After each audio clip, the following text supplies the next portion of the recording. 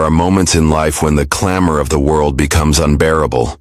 The noise outside mirrors the chaos within, and we begin to sense a split between who we are and who we are becoming. In such moments, we do not need more noise. We need stillness. Not emptiness, but the fullness of silence. And in that silence, a path unfolds, not forward, but inward. Eastern meditation is not merely a practice. It is a psychological pilgrimage to the unseen architecture of the soul. It does not seek to explain life, but to experience it in its rawest, most unfiltered essence. This is not about escape. It is about encounter. To meditate is to descend into the depths of your unconscious, not to conquer it, but to listen. Let us walk this path now, not as seekers of trends, but as pilgrims of truth. In the realm of the unconscious, words begin to lose their precision, and symbols take their place. Western minds, raised on logic, reason, and empirical dominance, often struggle to grasp that truth can be intuited rather than dissected. Yet in the ancient traditions of the East, particularly in meditative practice, one discovers not an opposition to Western psychology, but a profound complement, a method by which the psyche is not suppressed or analyzed from the outside, but engaged from within. Meditation, as it is practiced in the East, is not a flight from reality, but a descent into it. Not the reality of surface perceptions or social identity, but the raw, unfiltered truth of the inner world, the unconscious. We must understand that the unconscious is not a repository of shameful instincts or repressed memories alone. It is the very matrix of potential, the birthplace of all thoughts, emotions, and symbols before they rise to the light of consciousness. In Eastern meditation, particularly the forms shaped by yogic and Buddhist traditions, we are given a practice, not of domination over the unconscious, but of dialogue.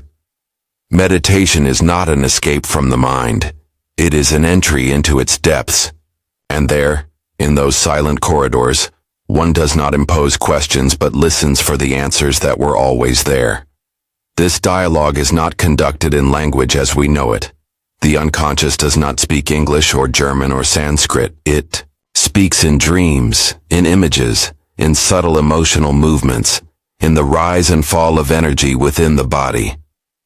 When the meditator sits, spine aligned, breath calm, attention drawn inward, they are not merely relaxing. They are positioning themselves at the threshold of the unseen, waiting with reverence for the psyche to reveal itself. And it does so slowly, carefully, with great power. In this state of meditation, the unconscious is no longer repressed or rejected. It is welcomed. It is acknowledged. It is heard.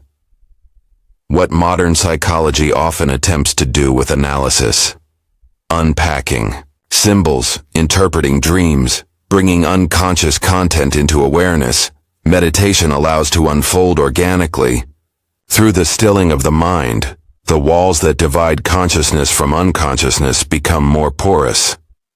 Images arise not because they are summoned, but because the noise that drowned them out has been quieted. And these images are not random. They are messages. They are fragments of the self, returning home. Many in the West fear this process, for to meet the unconscious is to meet parts of oneself that have been denied, suppressed, or misunderstood. The shadows, the wounds, the rejected potentials, all rise in the silence of meditation. Yet this is not a threat. This is healing.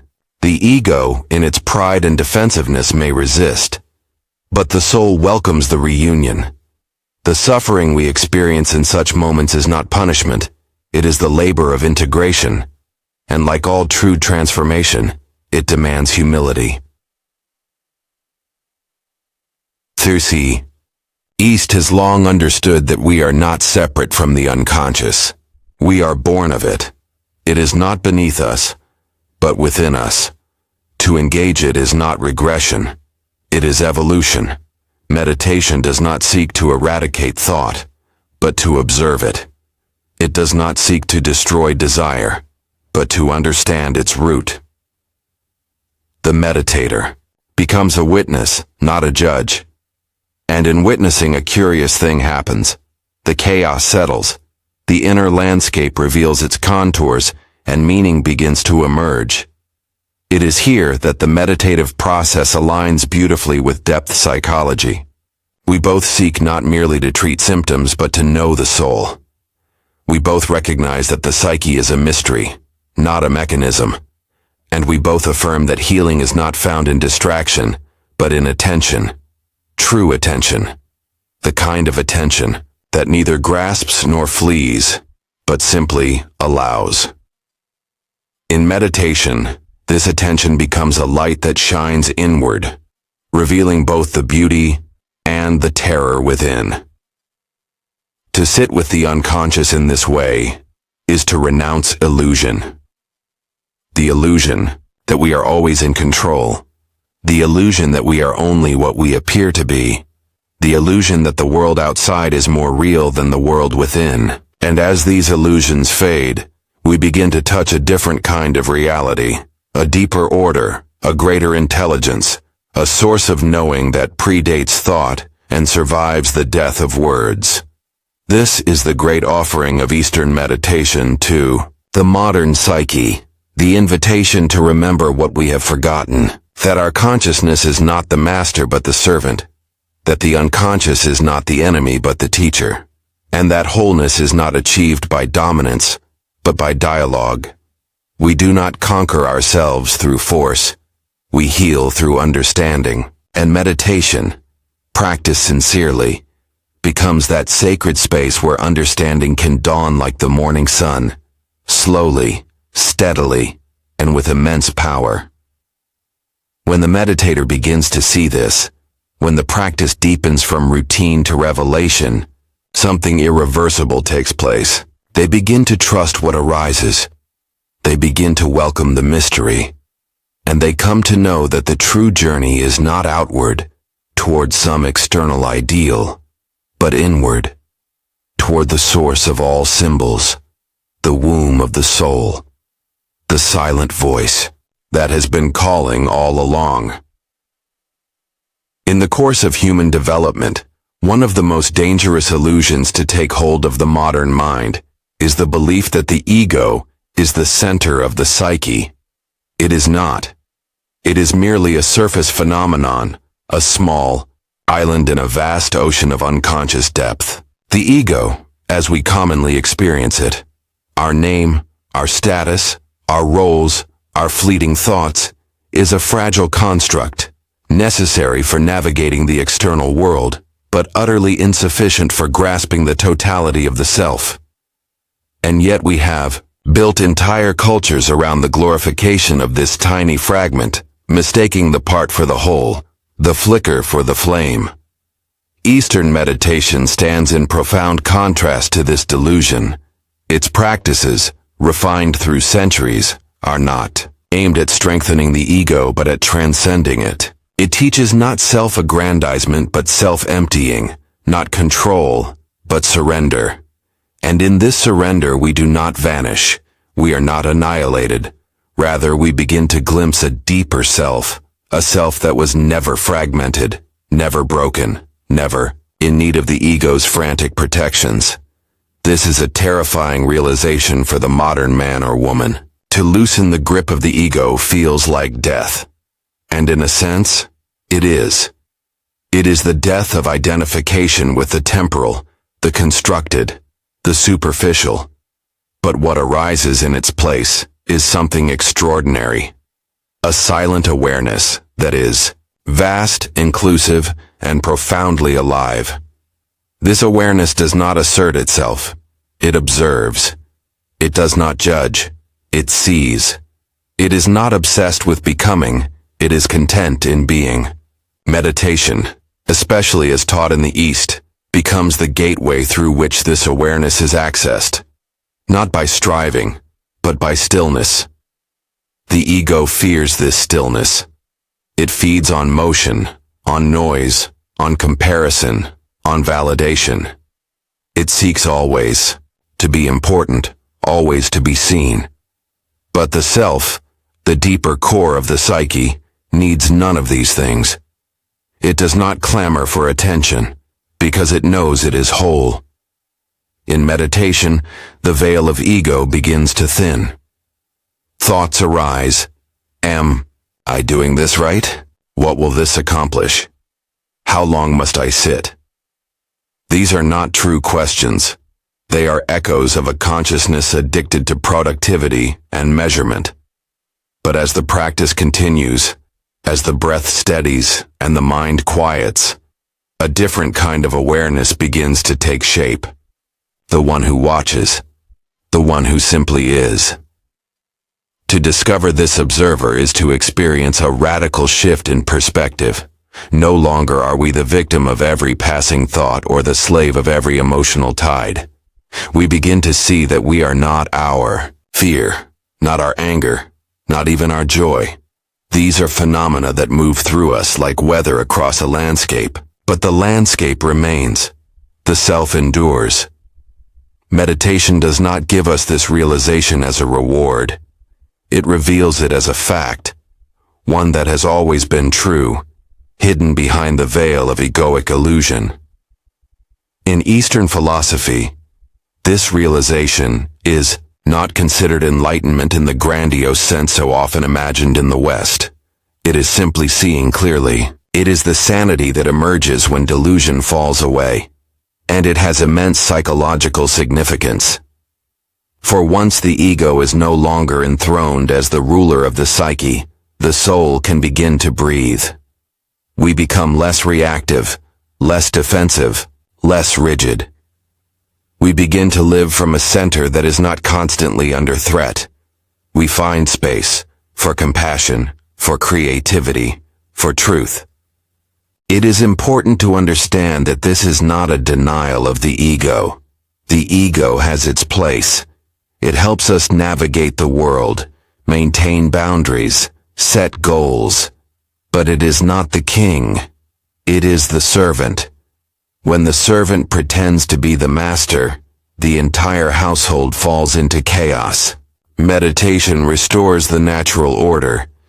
It reminds the ego that it is not the source of meaning, but a tool of expression. And it invites the deeper self to step forward, not to dominate, but to harmonize. In my own studies of the psyche, I have found again and again that the greatest suffering comes not from the unconscious itself, but from the ego's refusal to accept its subordinate role. We are taught from childhood to strengthen the ego, to build resumes, win arguments, assert our opinions, but we are rarely taught to listen inward, to descend, to let go. This is the sacred function of meditation. It is the art of letting go of the false center so that the true center can emerge. And what emerges is not smaller, but greater. It is not fragile, but eternal. It does not cling. It radiates. There is no shortcut to this realization. It cannot be intellectually grasped or emotionally forced. It must be lived, and living it requires a kind of inner courage, a willingness to step beyond the familiar structures of self-definition. In this way, meditation is not a passive act. It is the most radical act of all. It is the act of turning inward not to escape, but to remember. To remember who you are beyond the name, beyond the fear, beyond the roles. To remember the self, not as concept, but as presence. And when that presence begins to guide your life, everything changes. You do not become immune to suffering, but you suffer consciously. You do not escape the world, but you engage it from a place of inner alignment. The ego no longer needs to win, because the self knows there is nothing to prove, and in that knowing, in that deep silent knowing, we are finally free. To approach the psychology of Eastern meditation is to enter a world in which silence is a teacher and stillness a transformative act. In the West, we have been trained to value clarity, activity, and the supremacy of conscious thought.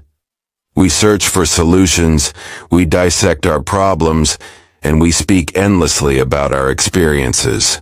But in the East, particularly through the lens of meditation, one encounters a different posture toward the psyche, one that recognizes that not all truths can be spoken, and not all healing comes through expression.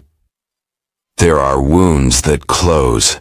Only in silence there are insights that blossom only in the soil of stillness. This orientation is not a rejection of consciousness, but a recognition of its limits. The rational mind, while powerful, is also partial. It illuminates the surface, but it cannot fathom the depths. And in those depths lie the roots of our desires, our fears, our joys, our madness. Meditation invites us to go there, not to conquer but to witness. And what one finds beneath the surface of thought and sensation is not emptiness, but fullness, a hidden order, a deeper harmony, an intelligence beyond the intellect. In the Teo, meditative state, we begin to encounter what the East has long described as the field of awareness, a spacious observing presence that exists beneath and beyond the chatter of the mind. This awareness is not personal in the way the ego is personal. It does not say I think or I want, it simply sees. And in this seeing there is liberation, for when we are no longer fused with our thoughts, when we no longer believe every story the mind tells us, we become capable of experiencing a deeper reality, one not distorted by fear, pride, or projection. The psychological power of this insight is profound. In the West, we often battle with our minds. We wrestle with anxiety, depression, compulsive thoughts. We try to control or eliminate them. But in meditation, we are taught something radical. You are not your thoughts. You are the one who sees them. And this shift in identification, from thought to awareness, is the very threshold of inner freedom. It does not erase suffering, but it transforms our relationship to it. No longer are we helplessly entangled. We begin to observe with curiosity rather than panic, with compassion rather than judgment. To observe the mind in this way is not to disengage from life, but to engage more deeply. We begin to notice how much of our behavior is reactive, automatic, driven by unconscious patterns. Meditation shines a light on these patterns, not through analysis but through presence. We see the surge of anger before it becomes action. We feel the tightening of anxiety before it becomes a story. And in that space, that sacred pause between impulse and response, lies the possibility of transformation. This is where freedom begins, not in force but in awareness. From a psychological standpoint, this capacity to witness without identification is the foundation of individuation, the process by which we become whole. For as long as we are dominated by unconscious reactions, we are not truly ourselves. We are puppets of the past, reenacting old scripts. But in the meditative state, we begin to reclaim our authorship. We begin to respond rather than react. And slowly, patiently, the fragments of the psyche begin to reorganize around a new center. A center not built on fear or desire, but on awareness itself. In this way, meditation becomes not merely a practice, but a path. a path toward wholeness, toward authenticity, toward the realization of the self. It does not promise instant enlightenment or permanent bliss. It offers something more valuable, the truth. The truth of who we are beneath the conditioning of culture, the roles imposed by society, the masks we wear even to ourselves. It offers us the chance to meet the soul, not as an abstract idea, but as a living reality. And this meeting is not always comfortable. To sit in meditation is to confront not only the light, but the shadow, the unresolved grief, the hidden rage, the fear of worthlessness. These too arise. But in the spaciousness of meditative awareness, they are held, not judged. And in being held, they begin to soften, to shift, to integrate. This is the alchemy of attention. What we observe without resistance begins to transform. The psyche, like the body, has a wisdom of its own. It knows how to heal, if only we give it the space to do so. Thus, Eastern meditation, far from being an escape, is a courageous turning inward. It is the practice of meeting the psyche on its own terms, without force, without manipulation. It is an invitation to listen, not to the noise of the world, but to the whisper of the soul. And in listening, we begin to remember. We remember that we are not isolated egos, but expressions of a greater whole. We remember that beneath our wounds lies wisdom. We remember that the center we have been searching for was never outside of us. In this remembering, we return, not to who we were, but to who we have always been. Not to a new self, but to a deeper self. And that self, untouched by time or circumstance, does not need fixing. It only needs to be known. Meditation, then, is the sacred act of knowing. The still, steady flame of awareness that reveals all things, holds all things, and in time, heals all things. To understand the place of discipline in Eastern meditation is to understand a subtle but profound paradox. True freedom is born not of indulgence, but of structure. We in the West, especially in the modern age, have inherited a concept of freedom that equates it with doing whatever we please, whenever we please. We reject limits. We challenge rules. We chase spontaneity and call it liberation. But the wisdom of the East, drawn from millennia of contemplative practice, tells another story, one that may seem counterintuitive to the Western ear, yet is essential to the transformation of the psyche. Discipline, in the Eastern meditative tradition, is not a tool of repression but of revelation. It is not about control for its own sake, but about creating the conditions under which the deeper layers of consciousness can emerge. The mind, left to its own devices, is not free. It is restless, scattered, and dominated by habit. Like a wild horse, it bolts in every direction, exhausting itself in the illusion of freedom. But through discipline, through the quiet, consistent return to the breath, the posture, the awareness, the wild horse begins to settle. It learns to listen. And in that listening, the mind opens itself to something greater than thought. This is not an easy process. Discipline is a path of resistance, not resistance to life, but resistance to the ego's whims, to the inertia of unconscious patterns. Every day the meditator sits, not because they feel like it, but because they have committed to the inner path. And in this daily return, something remarkable begins to happen. The psyche begins to reorder itself.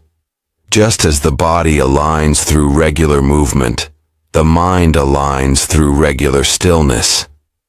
There is a rhythm to this practice, a sacred cadence that gradually dissolves the chaos of compulsive thought. From a psychological standpoint, this is nothing short of alchemy. The raw material of our suffering, our anxiety, our fear, our distractions, are not removed by force. They are transmuted through presence, and presence is made possible through discipline. Without structure, we drift. With structure, we deepen. And it is in this deepening that the unconscious begins to speak, not in words, but in images, in sensations, in subtle shifts of being. The psyche, when respected through consistent practice, becomes a fertile ground for growth. But here lies the great challenge for the modern individual. We are conditioned to seek novelty, stimulation, variety. We tire quickly of repetition. We crave results.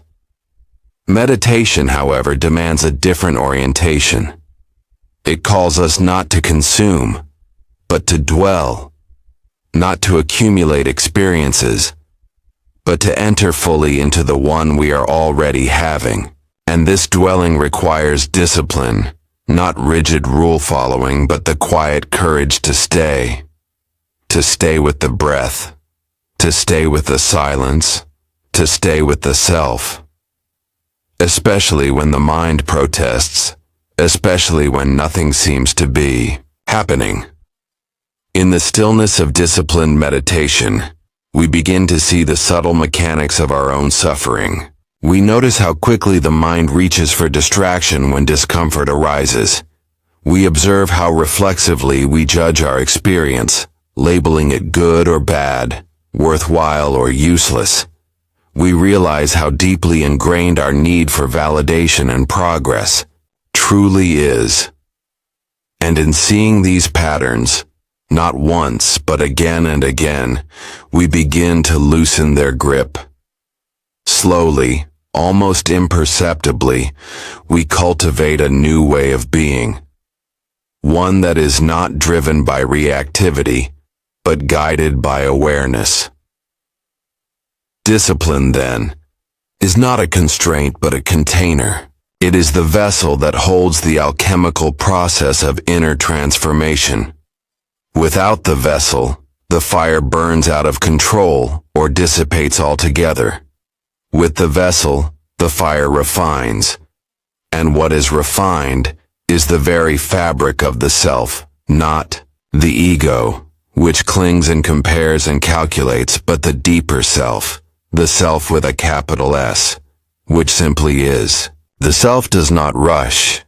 It does not demand. It waits patiently for the conditions to be right. And discipline provides those conditions. There is a beauty in this that only becomes visible over time. In the beginning, discipline feels like effort, but as the practice matures, effort becomes devotion. The daily sitting is no longer a task to complete, but a homecoming. The structure is no longer a prison, but a temple. And in that temple, the soul speaks, not loudly, not dramatically, but with the quiet authority of truth.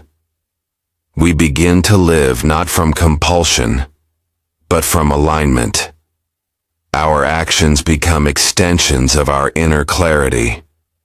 Our choices are no longer dictated by fear or desire, but guided by a deeper knowing. This is the promise of disciplined meditation, not the elimination of difficulty, but the integration of it. Not the avoidance of suffering, but the capacity to hold it without being consumed. Discipline teaches us that freedom is not the absence of limitation, but the ability to choose our response within it. And it is through this choice, repeated again and again in the stillness of practice, that we begin to reclaim our inner authority. To meditate with discipline is to affirm that the inner life matters. It is to place value not on what is seen and praised, but on what is felt and known in the depths of one's own being. It is a quiet act of defiance against the noise of the world, a sacred rebellion against the tyranny of constant doing. It is finally a gesture of love, not sentimental love, but fierce, enduring love, for the soul's unfolding, for the mystery of being, for the great journey inward that begins each time we choose to sit, to stay, to listen. To speak of the paradox of non-action in the practice of Eastern meditation is to enter a realm where the laws of conventional psychology and the moral code of modern life seem to dissolve. We are raised with the belief that meaning is found in effort, in striving, in building and conquering the outer world. The West celebrates achievement, action, the manipulation of the environment to fulfill the goals of the ego. We are taught to measure value in movement, to believe that to be still is to waste time, to become nothing.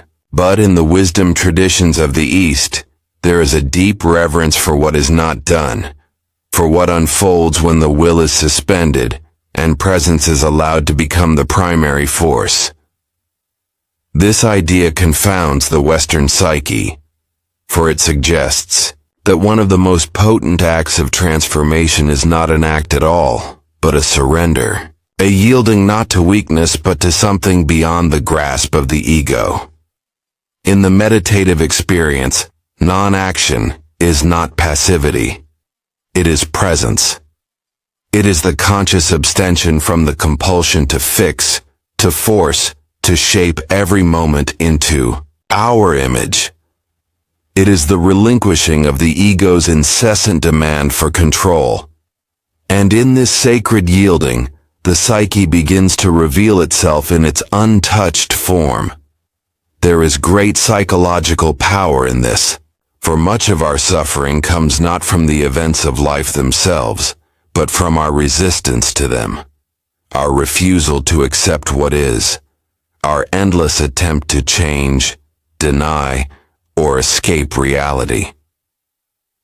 The practice of non-action does not mean resignation. It means resting in the awareness that precedes reaction. It means becoming the witness of one's own mind, learning to see the storm without being swept into it.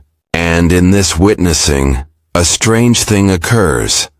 The storm begins to quiet itself. From a therapeutic standpoint, this is a revolution. For we are so often caught in the delusion that we must do something about every feeling, every thought, every shadow that arises. We try to push away our anxiety, to correct our depression, to resolve our anger before it has even been understood. But the psyche, like nature, does not respond well to force. It blooms in its own time. And meditation, when approached through the lens of non-action, becomes a space in which this blooming can occur organically, without interference, without judgment.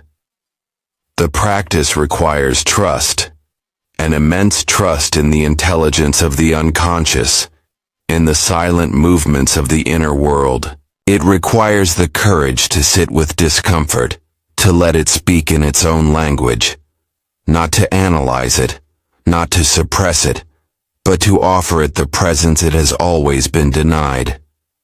This is not easy. The ego will rebel. It will tell you that nothing is happening, that you are wasting time, that stillness is cowardice. But if you can remain, if you can rest in that still space long enough, the deeper layers of being begin to emerge. You may notice without effort a loosening of fear, A thought that once gripped you begins to pass like a cloud. An emotion that seemed unbearable softens and dissolves. This is the mystery of non-action. That which the ego could not fix through struggle begins to heal itself through presence. This is not magic. It is not mysticism. It is the simple fact that awareness, when sustained without interference, has the power to transform, not through violence, but through inclusion. Not by changing what is, but by allowing what is to be seen fully. To practice non-action is to return to the essential rhythm of the psyche, which does not move in straight lines or according to the clock, but in circles, in seasons, in tides. We begin to live not by imposition, but by alignment. We stop trying to impose meaning upon life and begin to discover the meaning that is already there, waiting in the silence. The psyche speaks in symbols, in dreams, in felt sense. And these languages cannot be forced. They can only be received. Meditation, then, becomes the listening. There is a profound humility in this.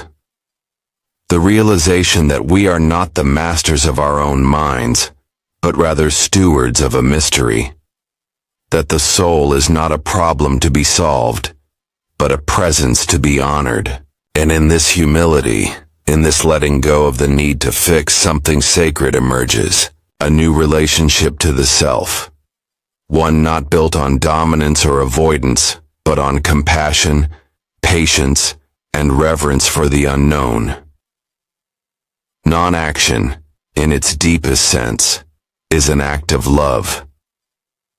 It is the willingness to be with oneself as one is, without needing to change, to improve, to impress.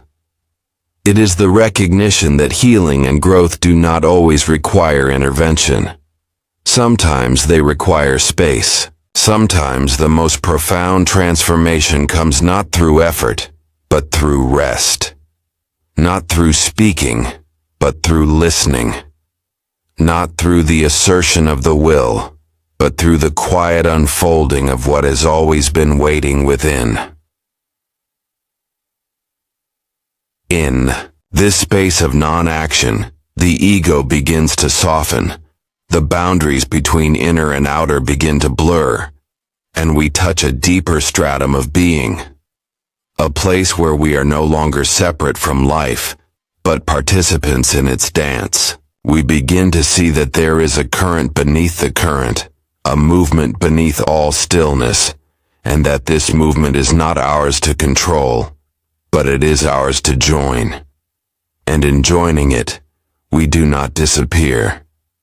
We become who we truly are.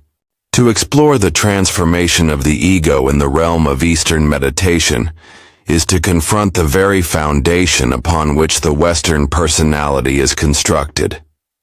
The ego, the conscious I that claims, categorizes, defends, and defines, has long been the centerpiece of Western psychological thought. We grow up learning to strengthen the ego, to make it more adaptable, more resilient, more functional in the face of the world's demands. But there comes a point in every individual's journey where this focus becomes insufficient, even dangerous. The very structure that helped us survive becomes the same structure that keeps us from awakening. And it is here that the insight of Eastern meditation enters with a whisper, not a demand, inviting us to go beyond what we think we are. Eastern meditation does not seek to annihilate the ego in some destructive act of self-denial. Rather, it asks us to see it clearly, its patterns, its fears, its relentless need for security and validation. It brings the ego into the light of awareness, not to destroy it, but to put it in its rightful place. In the stillness of meditation, the ego is no longer the master. It is observed gently, persistently until its movements become transparent. And what we discover in this observation is both terrifying and liberating. That most of our suffering does not come from the world itself, but from the ego's interpretation of it. In silence, stripped of our daily distractions and roles, we meet the raw voice of the ego, nervous, judging, restless. It tells us we are not enough. It replays old wounds. It fantasizes about control. It resists what is, and yet, as we continue to witness it without clinging, without aversion, we begin to see that the ego is not who we are. It is a mask, a provisional self, constructed in response to a world that demanded definition. It is necessary, but it is not ultimate. And in the depth of meditation, this truth begins to take root.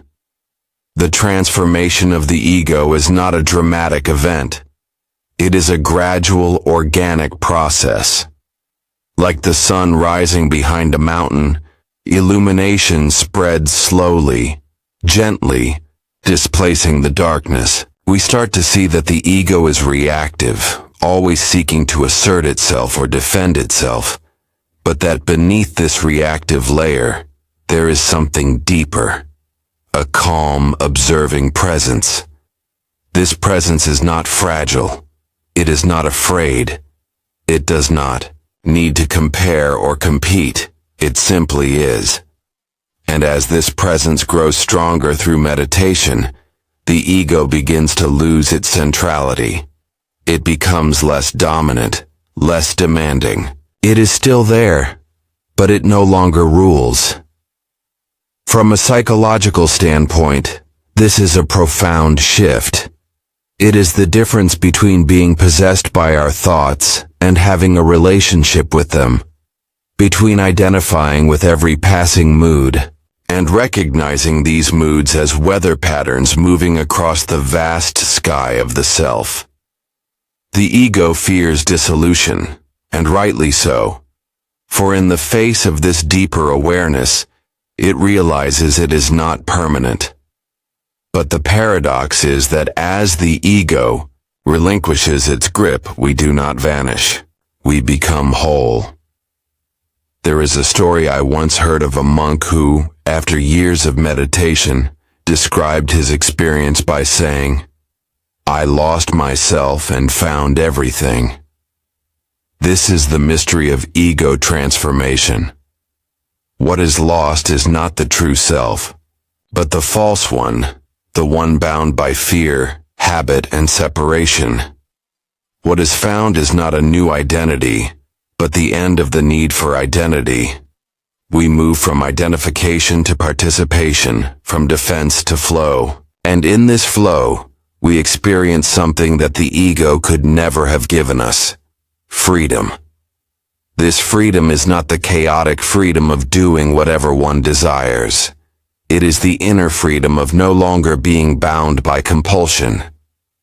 The meditator begins to act, not out of reaction, but out of alignment. Thoughts come and go, but they no longer dictate behavior. Emotions rise and fall, but they no longer define identity.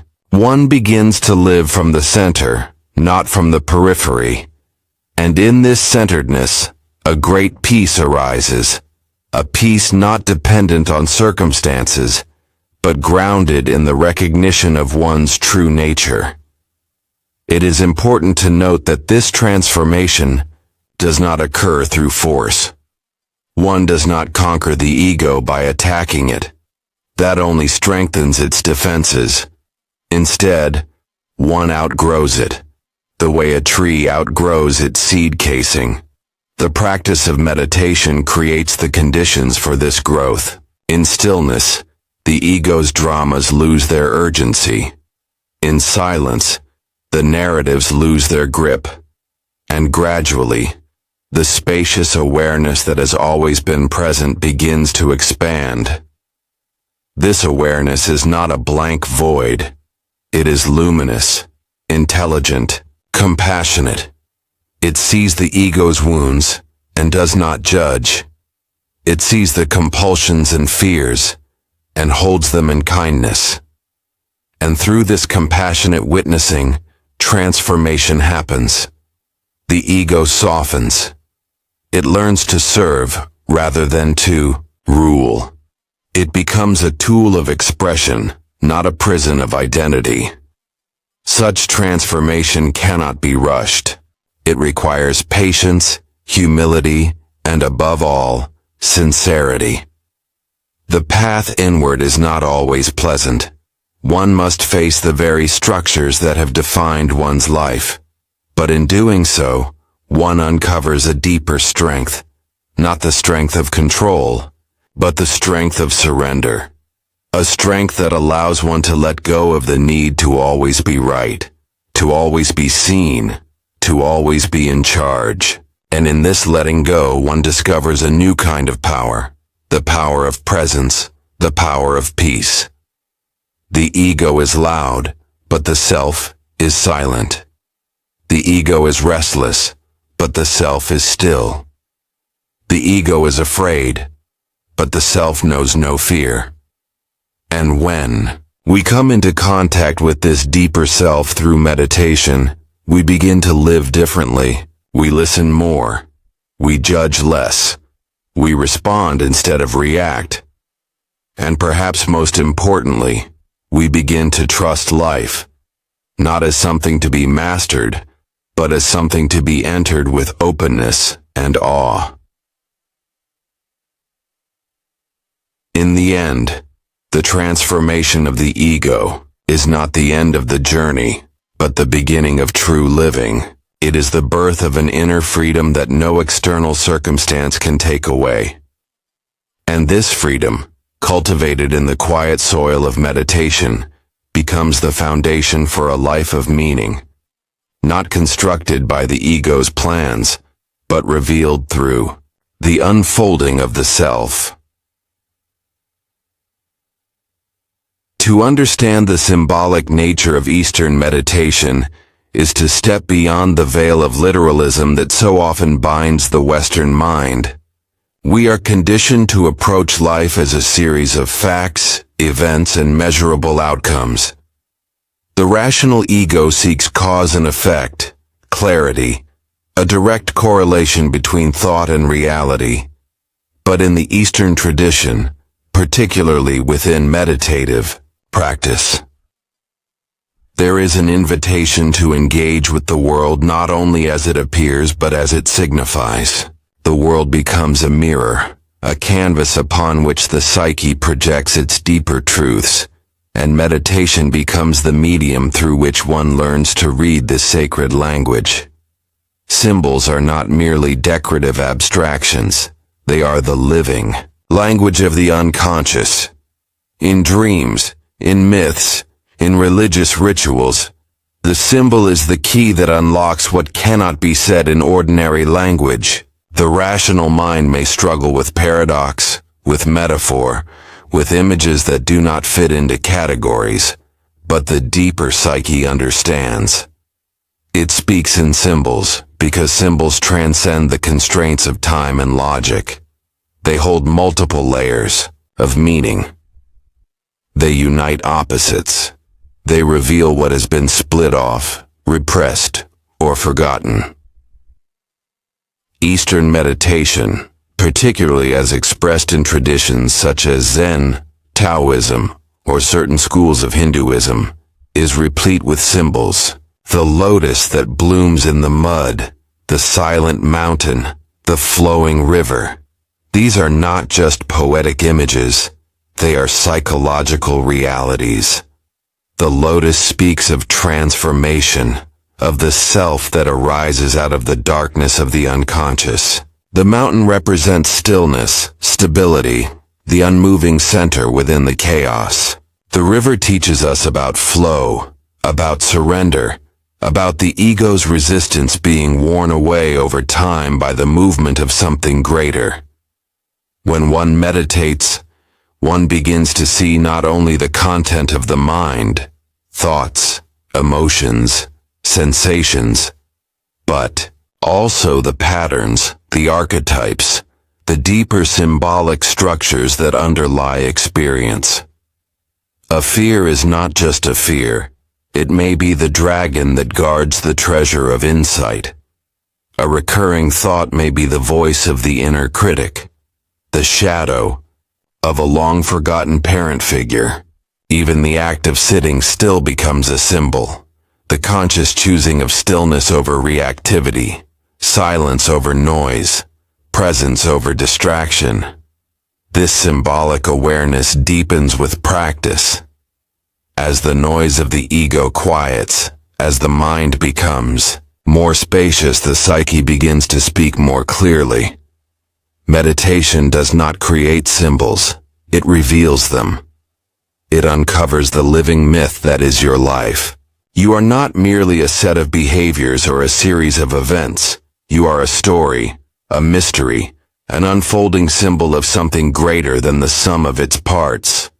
And to meditate is to begin to see your life not as a mistake to be corrected, but as a meaningful journey to be interpreted. In the West, we often separate spirituality from psychology, as if the inner world and the outer world obey different laws. But Eastern meditation dissolves this false division. The psychological becomes spiritual, and the spiritual becomes psychological. The image of the Buddha is not merely a religious icon. It is a symbol of your own potential to awaken. The breath is not just a biological function. It is a reminder of the ever-present now, the eternal moment that cannot be captured, only experienced. When we meditate with symbolic awareness, we engage with a dimension of the psyche that is far older and wiser than the ego. This is the realm of the archetypes, the primordial images that dwell in the collective unconscious. They appear not because we will them to, but because we are ready to receive them. The wise old man, the eternal child, the nurturing mother, the devouring serpent. These are not just characters from ancient stories. They are forces within the psyche, guiding, warning, transforming. In Eastern meditation, we do not analyze them. We sit with them, allow them to reveal their meaning in their own time. There is a humility in this, a willingness to be taught by something we cannot control. The Western ego wants to dissect, to label, to dominate. But the symbolic mind bows, it listens, it receives. It learns that meaning is not made by force but discovered through relationship. The symbol does not respond to the question, "What does this mean?" It responds to the question, "What does this mean to me now, in this moment, in this silence?" And the meaning is never fixed. A symbol unfolds over time, like a flower revealing more petals with each season. The more we sit with it, the more it changes. Not because the symbol changes, but because we do. The psyche evolves, and so our relationship to its images evolves. This is why meditation is never the same experience twice. The river is different each time you return, and so are you. To live symbolically is not to reject the rational mind, but to place it in its proper context. The intellect is a tool, a servant, not a master. When we live only through reason, we starve the soul. We miss the richness, the depth, the poetry of existence. But when we live symbolically, everything becomes meaningful. A falling leaf, a moment of silence, a dream. Even our pain begins to carry a message, a mythic dimension. We are not just suffering, we are being initiated. Eastern meditation, in its essence, teaches us to become symbol readers of our own lives. To sit not merely for the sake of calm, but for the sake of awakening to the deeper truths that move beneath the surface. The breath becomes a symbol of life's transience. The stillness becomes a mirror of the eternal. The distractions become demons to be faced, not banished, but understood. This symbolic vision of meditation changes how we relate to everything. We stop asking, "How can I fix this?" and begin to ask, "What is this trying to show me?" We stop struggling against reality and begin to enter into dialogue with it. We start to see our relationships, our work, even our failures, as part of a larger myth. We become protagonists in our own inner journey. Not victims, not robots, but seekers. And as this symbolic awareness grows, something remarkable happens. We begin to experience a subtle joy. Not the joy of external success, but the joy of being in tune with something real, something sacred. We feel the presence of the self, not as an idea, but as a living force. And that force, once contacted, begins to guide our lives with a wisdom that no amount of intellect could produce. Symbols are the language of the soul, and meditation is how we learn to speak that language, not fluently perhaps, but sincerely. In the silence, in the stillness, in the surrender, we are taught, not by doctrines or dogmas, but by the unfolding of our own inner truth. We do not master the symbol. We are mastered by it. And in that surrender, we become whole. Certainly. Here's the expanded keynote aid in the requested style. The ultimate aim of meditation, as understood through the lens of psychological development, is not merely peace or enlightenment in a mystical sense, but wholeness, a deep and unwavering integration of the fragmented aspects of the self. In the Eastern tradition, liberation is often seen as freedom from the cycle of suffering and rebirth, a transcendence beyond the attachments and illusions of the material world. But from the psychological perspective, particularly that of the inner world, this liberation speaks not to escape, but to reconciliation. Meditation, when rightly understood, is not about fleeing the self, but confronting it, not about stilling the mind to escape its contents, but stilling the mind to make space for the voice long silenced within. Within every human being lies a multitude, a choir of voices, many of which we have not consciously invited to speak. Some are born from our childhood, others from culture, and still others from the deepest archetypal wells of humanity itself. In our ordinary waking life, most of these voices remain unheard, drowned beneath the noise of productivity, anxiety, and routine. We become split, not because we intend to, but because we are taught to. We learn to value certain qualities and reject others. We become polite, successful, intelligent, productive, but in this very becoming, we lose touch with the instincts, desires, emotions, and shadows that make us whole. Eastern meditation calls us to return, not in the sense of regression, but in the sense of integration. It is an invitation to sit in silence and allow what has been buried to rise, not to be judged, not to be fixed, but simply to be seen. There is deep healing in this seeing. To acknowledge the forgotten, to listen to what was silenced, is to begin the sacred work of individuation, the psychological journey toward becoming what one truly is. Meditation, then, is not a passive act. It is a confrontation. When we sit, we are not merely breathing. We are allowing the unconscious to surface.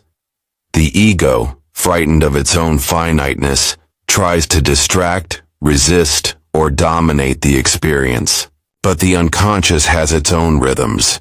It does not speak in words but in sensations, images, memories, symbols. As one continues in the practice, a subtle shift begins to occur. The ego no longer leads. It begins to listen. And in that listening, something ancient and wise begins to emerge. This process, however, is not without its trials. To see oneself clearly is to experience discomfort. The masks we wear begin to crumble. The roles we cling to dissolve. One realizes how often one's thoughts have been dictated by fear, how much of life has been lived in reaction rather than response. But this disillusionment is not a curse. It is the beginning of awakening. One cannot awaken without first realizing that one has been asleep. The goal is not to replace one illusion with another, but to stand in the truth of one's being without illusion, to see clearly, to hold the tension between opposites without collapsing into simplification. This is the true meditative stance. Not to seek ecstasy, nor to flee from pain, but to remain fully present to what is. It is this presence, this quiet, unwavering gaze that transforms. It is in this gaze that the fragments of the psyche begin to come together. The child, the critic, the rebel, the lover, the destroyer, all find their place within the inner kingdom. Eastern meditation often emphasizes non-attachment. From a psychological standpoint, this is not the cold rejection of emotion or experience, but the warm recognition that we are not our thoughts, our roles, our desires. We are something deeper, more spacious, more enduring. The act of sitting, breath after breath, is an act of faith in this deeper reality. And it is through this sustained contact with the inner world that a new center begins to emerge. Not the ego, but the self. The self is not a fantasy or a goal. It is a reality that has always been present, though hidden beneath the noise of daily consciousness. It is the organizing principle of the psyche, the source of our creativity, our intuition, our wisdom. It is what guides the process of individuation, even when the ego resists. And it is this self that meditation allows us to approach. Not directly, for the self is never grasped, but through symbolic vision, through intuition, through the quiet alignment of our inner world. The integration of the self is not the annihilation of the ego, but its right relationship to something greater. The ego does not disappear. It becomes a servant, no longer a tyrant. It learns to collaborate, to yield, to receive. This is the liberation of which the Eastern texts speak, not freedom from the world, but freedom within it. Freedom to respond rather than react. Freedom to act from wholeness rather than fragmentation. Freedom to live as a conscious participant in one's own unfolding myth. And so, meditation becomes not a technique, but a way of being. A way of walking through the world with inner silence, with receptivity, with symbolic sight. The world no longer appears as a series of problems to be solved, but as a mirror of the inner life, a teacher, a companion. One learns to read the signs, not superstitiously, but psychologically. A conflict at work, a dream, a word spoken in anger, all become opportunities for deeper understanding, for the soul to reveal its needs. This is the great gift of Eastern meditation, not in its exoticism, not in its rituals, but in its power to bring the human being back to his center, to help him remember what he has forgotten, to restore a dialogue between the conscious and the unconscious, between the visible and the invisible, between the ego and the self. In this restored dialogue, we find not only healing, but meaning. And in meaning, we find the courage to live, not as automatons, not as shadows of cultural ideals, but as whole human beings. To practice meditation in this way is to return to the root of the psyche. It is to become again what we were always meant to be, fully alive, deeply aware, open to mystery. This is not an easy path. It requires courage, patience, humility. But it is the only path that leads us not away from life, but into its heart. The only path that can hold the suffering of the world without being broken by it. The only path that leads ultimately to love, not sentimental love, but the fierce, unwavering love of one who has seen the truth and embraced it, not despite its difficulty, but because of it. When one journeys inward through the stillness of meditation, it is not silence one discovers, but truth. The practice, misunderstood by many as mere technique, reveals itself to be a deep psychological pilgrimage, an encounter with the timeless core of our being. It brings forth the paradox of existence, that we must turn away from the world in order to return to it more whole, that in losing ourselves, we are finally found. Meditation, when grounded in psychological understanding, becomes more than a spiritual discipline. It becomes the architecture of the soul's renewal. In this journey, one begins to see that peace is not the absence of struggle, but the presence of harmony between opposites, that joy is not in pleasure but in meaning, that the psyche does not seek perfection, but integration.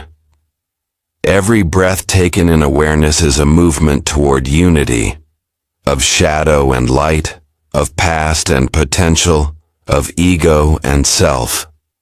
And in this unity, one finds an anchoring point, a place from which to live authentically and act with intention in the world. We no longer flee from suffering. We transmute it. We no longer idolize ideals. We embody the real. And in doing so, we not only heal ourselves, but participate in the healing of a fragmented culture. So let this be the reminder. The answers you seek do not lie in distant lands or borrowed beliefs. They reside within you, veiled beneath distraction, waiting to be remembered. Through the contemplative stillness of meditation, approached not as escape, but as intimate confrontation, you awaken, not to become someone else, but to fully become who you already are. And so I leave you with this final truth. Walk the inward path with courage, and the outer path shall unfold in grace. The self awaits.